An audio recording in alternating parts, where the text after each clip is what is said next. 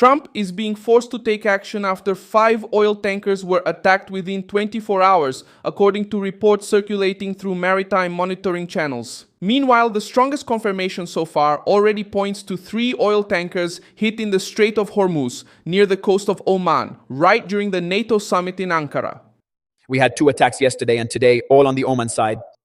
I know that one of them is from Qatar. I already have all the information about them. So the other 2 are, one was Saudi and another was from Qatar. And the third one that was hit today, we still don't know what kind of ship it is or who it actually belongs to. But this is the 3rd attack of this kind. According to recent reports, the UK MTO announced that the Omani side is open for business again, and it has already been expanded. The provocation happened near the Oman route, a corridor that the United States had been trying to strengthen as an alternative to the control of the Islamic Revolutionary Guard. Trump arrived in Turkey, pressuring allies, talking tough on Iran, and promising either a deal or action. But the Iranian regime responded at sea where it hurts. What is Trump going to do now? Why did Iran choose this route? How is Washington going to prevent Hormuz from becoming a wartime toll booth? I'll tell you all about it in a moment. If you like this kind of straightforward and no-nonsense content, consider subscribing because here we have videos like this every day. The main attack happened between the night of July 6 and this Tuesday, July 7, 2026 in the Strait of Hormuz, the passage that connects the Persian Gulf to the Gulf of Oman. The Al-Hekayat, a liquefied natural gas ship linked to Qatar, was hit on the left side and issued a distress call after a fire broke out in the engine room. The crew was evacuated safely, but the risk was serious because a cargo of liquefied natural gas is no small matter. Qatar held Iran legally responsible for the attack and treated the case as a serious violation against a vessel from a nation that had been acting as a mediator between Washington and Tehran. That makes the episode even more significant because it wasn't just any target. It was a ship from a nation that was trying to foster dialogue. The Saudi oil tanker Idian was also among those hit near the coast of Oman. The information still had some unanswered questions about the exact type of impact, but the main point is that another vessel from a Gulf Arab nation has now joined the crisis list. Tehran wants ships to use approved routes, accept Iranian coordination, and treat the American presence as a provocation. When Washington tries to open an alternative route on the Oman side, the regime responds with attention, threat, interception, and attack. This is Iran's bet to make the world gradually accept that the Strait of Hormuz only works if Iran authorizes it. 3 weeks ago, we had a night when 22 ships left the strait, and there's the famous Strait of Hormuz, which nobody had ever heard of before, but it's truly a money-making machine. Let me tell you something. When you look at the numbers, Michael, it makes everything else look small. The White House had been presenting the reopening of Hormuz as a central part of American pressure on Iran.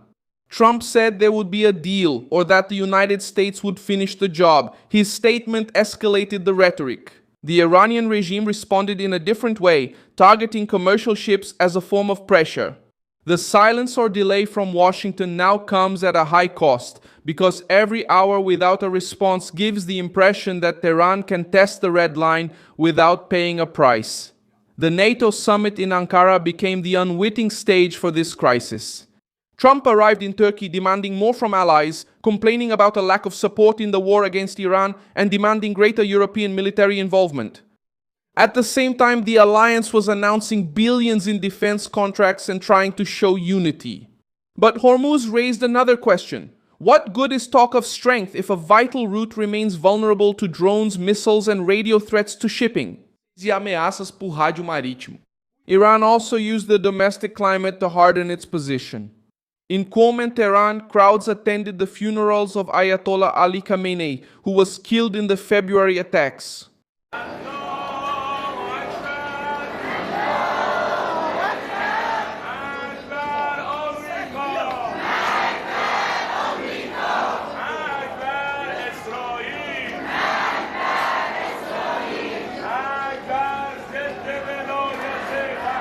The regime displayed the images as proof of unity and resistance. For Tehran, these ceremonies became political fuel.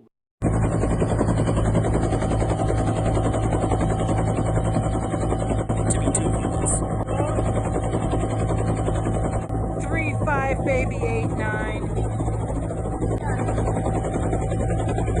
The Iranian Foreign Minister, Abbas Araghchi, reinforced this stance by saying that the final talks will not progress as long as the threats continue.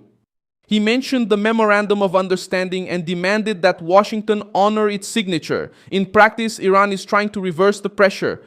And a report came out in the New York Times that the US warned Iran through Qatar and Pakistan that during the negotiations in Islamabad, Israel was planning to kill the negotiators. And there was even an emergency landing of Ghalibaf's plane at the airport up north because of Israeli fighter jets. Fighter jets approaching Tehran. I want to point out that we often think that the killers come from the enemy, but we don't understand that in fact they are actually coming from another side. Instead of being treated as the accused for attacking ships, it wants to present itself as the offended party over an open route without its authorization. It's a calculated political maneuver, but the reality at sea weighs more than the rhetoric.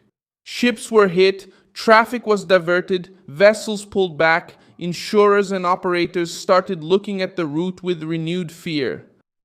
The price of oil rose, and the market understood that the problem wasn't just an isolated incident. It was a warning that safe passage through Hormuz is still far from being guaranteed.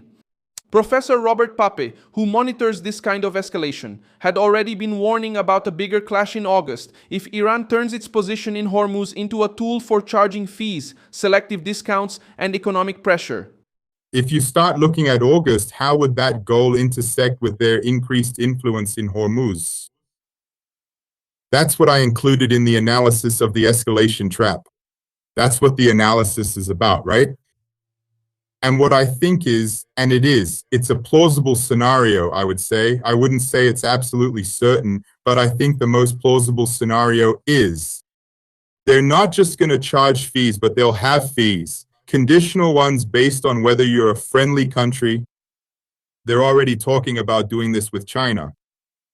Now, with China, they're friends. And how do they define that? You can look at what the Ministry of Foreign Affairs said. It's because they're not supporting Zenoe Noir's army in this war. Well, how would that be here then, to make Kuwait a friendly country, right? Or other Gulf states as friendly countries, where would they put them then? Or no fees, or reduced fees, Well, the idea is tough. Tehran could treat allies and strategic buyers one way and put pressure on nations close to the United States in another. It wouldn't just be a financial toll, it would be a political toll. The Gulf nations are looking at two risks at the same time. The first is physical, because energy-laden ships could be hit again. The second is diplomatic, because accepting Iranian control over approved routes means setting a dangerous precedent. Today, it would be Hormuz. Tomorrow, any regime with regional power could try to turn a maritime passage into a political toll booth. Benjamin Netanyahu also entered the picture by saying that he and Trump agree on the important issues regarding how to deal with Iran. Israel sees the Iranian regime as a direct threat and does not buy the idea that Tehran has been moderated by the agreement. For Netanyahu, every attack in Hormuz confirms that Iran negotiates while applying pressure. The White House needs to show that the route does not belong to the Islamic Revolutionary Guard Corps. The pressure on Trump is growing because the attack happened while he was surrounded by NATO leaders, precisely as he was trying to impose his vision of strength, military spending, and allied loyalty. The Islamic Revolutionary Guard Corps knows it doesn't need to defeat the United States in open confrontation to cause trouble. It's enough to create cost, fear, and uncertainty. A drone strike on a tanker can shut down the route. It can raise insurance costs, affect energy prices, and back allied governments into a corner. This is the war of attrition that Tehran is trying to impose. Trump now has few easy options. He can reinforce the naval presence, demand a joint response from NATO, and pressure Qatar, Saudi Arabia, and the United Arab Emirates not to accept routes imposed by Tehran, or use new sanctions against structures linked to the Islamic Revolutionary Guard Corps. If Trump manages to restore safe passage without giving in to the regime, he saves American authority at the most sensitive point of the crisis. Until that happens, every new ship hit will be seen as another test against Trump, against the United States, and against the promise that American power still upholds order in the Gulf. Thank you very much for watching this video until the end. Support our project and contribute financially using the Pix payment key that appears on your screen. We are an independent channel focused on telling you the truth. Your contribution helps us keep going.